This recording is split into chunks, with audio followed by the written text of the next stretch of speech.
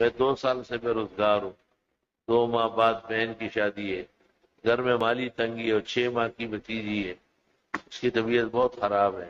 سب کاموں کے لیے آپ صبح و شام 100 مرتبہ اللہم انی اعوذ بک من الہم والحزن واعوذ بک من العجز والکسل واعوذ بک من الجبن والبخل واعوذ بک من غلبۃ الدین وقہر الرجال۔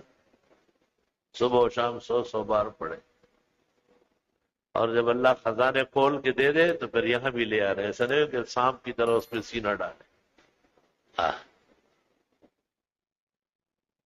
اور 5 سے لے کے 10 دن میں 10,000 مرتبہ استغفر اللہ ربی من کل ذنب واتوب الیہ، پھر 35 دنوں کے اندر 75,000 مرتبہ، اور پھر 40 دن کے اندر 1.25 لاکھ۔